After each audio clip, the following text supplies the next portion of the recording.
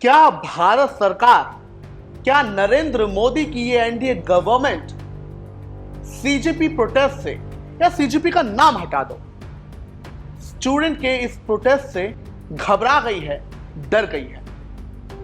आखिर क्यों ऐसा कहा जा रहा है? शायद इसलिए तो नहीं कि इस प्रोटेस्ट के दौरान जैसा सलूक, जैसा व्यवहार इन छात्रों के साथ किया गया, नाम तो देखिए बार बार सीजेपी का लगाया जा रहा है, लेकिन मैं क्या कह रहा हूं सुनिए आप जरा। आप ना कहिए सीजेपी को, कुछ जनता पार्टी अपना कहिए, क्योंकि इस प्रोटेस्ट में भारी मात्रा में स्टूडेंट भी शामिल हुए और यह बात नकारी नहीं जा सकती। उनके साथ जैसा व्यवहार हुआ, तो क्या यह तरीका है? क्या देश के भविष्य के साथ, क्या देश के इस उज्जवल भविष्य के साथ, जिसे उज्जवल तो हम नहीं कर पा रहे हैं, उनके साथ ऐसा करेंगे? उनके जीवन में अंधकार लाने की कोशिश करेंगे? लाठियां ऐसे चार्ज की गई और दुनिया जहां के आरोप नाम लगा दिए गए, एफआईआर दर्ज हो चुकी है। अभी हम आपको तमाम अपडेट सीजेपी प्रोटेस्ट, छात्रों के इस प्रोटेस्ट से जुड़ी देने जा रहे हैं। साथ ही हरियाणा, पंजाब, दिल्ली में क्या तैयारी है, क्या हलचल है, ये भी बताने चाह रहे हैं। नमस्कार, आप देख रहे हैं की दहाड़, मैं हूं आपके साथ हूं पांडे। पहले अपडेट देते चले, फिर बात करेंगे ज्ञान की। तो अपडेट यही है कि हरियाणा, पंजाब और दिल्ली के बॉर्डर बंद कर दिए गए हैं। पंजाब में शंभू बॉर्डर बंद कर दिया गया है, रूट डाइवर्ट कर दिया गया है।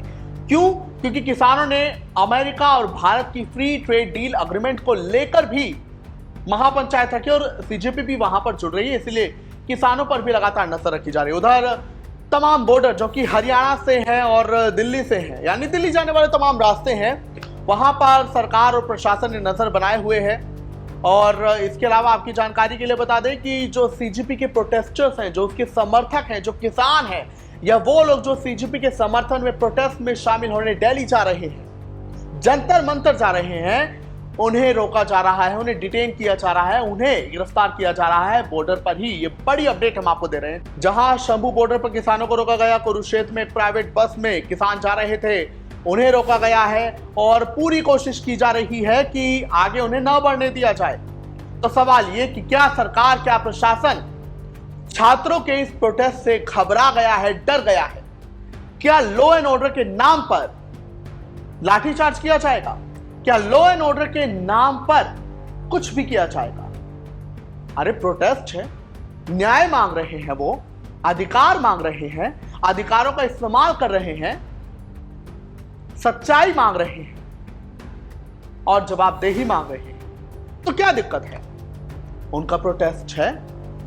जेपी नड्डा से बेशक उनकी मुलाकात हुई है, लेकिन एक बार नरेंद्र मोदी जो कि देश के प्रधानमंत्री हैं, वो बात करें ना।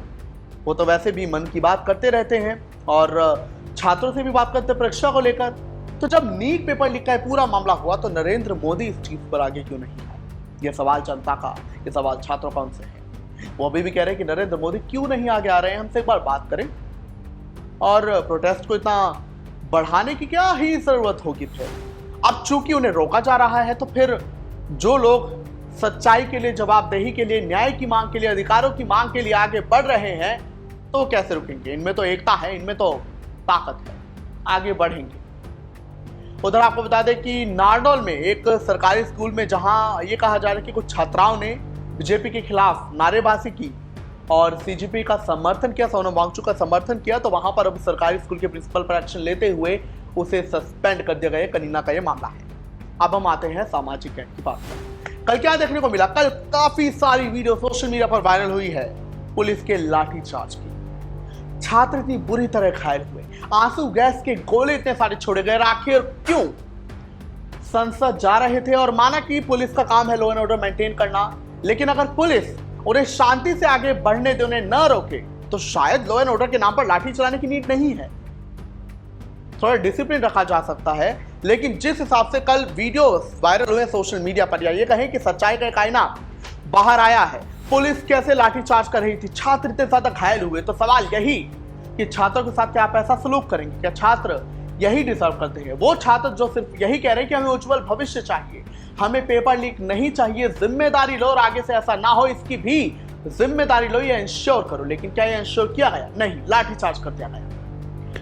उधर एक और चीज बड़े ज्यादा सवालों के घेरे में है कि कई जवान जो कि वहां पर लॉ एंड ऑर्डर मेंटेन करने के नाम पर थे, वो बिना नेम प्लेट के, बिना बैच के दिखाई दिए। आखिर क्यों? कानून तो ऐसा नहीं कहता। यानी साफ प्रशासन की और पुलिस की नीयत भी दिख रही थी कि वो भी बैच इसलिए हटाकर बैठे हैं कि वो अगर लाठीचार्ज करें तो बाद में वो नाम के आधार पर ऐसे पकड़े ना जाए उन्हें, क्योंकि एफआईआर उन पर भी हो सकती है, करवा सकते हैं। वो दूसरी बात है कि एफआईआर पुलिस पर नहीं की गई। क्यों? क्योंकि पुलिस का तो काम है लॉ एंड ऑर्डर मेंटेन करना, और अगर इसी बीच किसी को चोट लग जाए, ज्यादा चोटिल हो जाए, ज्यादा घायल हो जाए, तो हमारी गलती नहीं है। हमने तो लॉ एंड ऑर्डर मेंटेन किया था, गलती उनकी है। एफआईआर 5 हो चुकी है प्रदर्शनकारियों पर। वहीं कई ऐसे भी वीडियोस वायरल हुए और ये भी आरोप लगाए गए हैं कि पुलिस ने जानबूझकर खुद कई गाड़ियों के शीशे तोड़े, ताकि आरोप किन पर लगे? प्रोटेस्टर्स पर। किन छात्रों ने प्रोटेस्ट करते हुए हल्ला मचाया, दंगा मचाया, अराजकता की,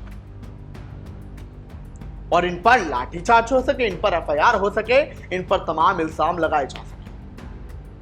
बहुत कई जवान तो ऐसे मास्क पहनकर घूम रहे थे, हालांकि कोई इसे आंसू गैस से बचने के लिए, तो कोई कह रहा है कि अपना मुंह छुपाने के ताकि खुलकर मार सके, और ऐसा हुआ भी है। कई जगह लाठी बेरहमी से मार रहे हैं। इसी बीच आपकी जानकारी के लिए बता दें कि एक और शक ये कह रहा है, कई छात्र ये कह रहे हैं, कई प्रोटेस्टर्स ये कह रहे हैं कि कई ऐसे लोग थे जो संदिग्ध लग रहे थे।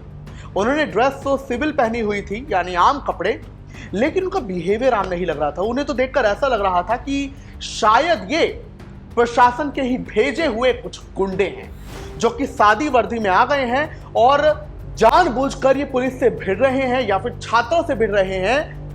और पुलिस से तो शायद इसलिए भिड़ रहे हैं ताकि पुलिस को ये लगे कि प्रदर्शनकारियों ने उन पर हमला किया और वो फिर लाठीचार्ज को और आगे बढ़ा सके और उग्र कर सके, यानी नाम बर्बाद हो, नाम खराब हो इन प्रोटेस्टर्स का, इन स्टूडेंट का। कई सवाल हैं, कई आरोप है, लेकिन हिम्मत ये है इन प्रदर्शनकारियों की, सीजीपी के इस प्रोटेस्ट में शामिल हुए इन लोगों की। मैं बार बार सीजीपी का प्रोटेस्ट इसलिए कह रहा हूं क्योंकि इसमें छात्र शामिल हुए। ये सीजीपी का आप कह सकते जनादेश नहीं है, बल्कि छात्रों का जनादेश है। वो छात्र खाली सीजीपी के नाम पर नहीं, बल्कि शायद कोई और नाम भी होता तो भी इकट्ठा होते, क्योंकि अब वो न्याय मांग रहे हैं। ये छात्र क्योंकि इन्हें जब खदेड़ दिया गया, इन्हें लौटा दिया गया, फिर लौट कर आए, रात को 11 बजे इकट्ठा होना हुआ शुरू, और अब फिर से इनका प्रदर्शन शुरू हो गया जंतर मंतर पर। फिर मंच लगा दिया गया। अभिजीत दिपके ने बोला है कि हम अब पीछे नहीं हटेंगे। खैर, अब उम्मीद यही की जा सकती है कि छात्रों की जो मांग है वो पूरी हो जाए, सरकार इनसे अच्छे से बात करे, इनकी मांगों पूरा करे, जिम्मेदारी ले। और एक उम्मीद ये भी की जा सकती है सीजीपी या अभिजीत दिपके से कि वो भी अगर फ्यूचर में राजनीति में उतरते, क्योंकि राजनीति में उतरना कोई गलत काम नहीं है, शौक है, पेशा है, उतर जाए राजनीति में, लेकिन वो फिर जो छात्रों के हक की आवाज उठा रहे हैं वो उठाएं। वो भी कहीं फिर उस ट्रेडिशनल लाइन का हिस्सा ना बन जाए जो बाद में वादा खिलाफी कर जाती है।